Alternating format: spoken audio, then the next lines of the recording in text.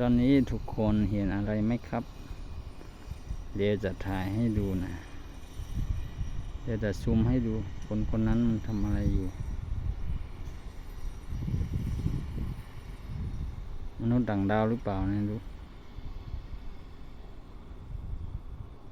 เข้าไปละไปไหนไม่รู้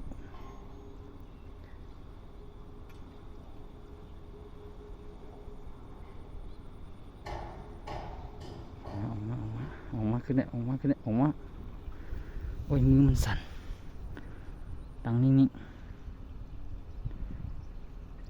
มันมองไม่ชัดมันแอบทำอะไรอยู่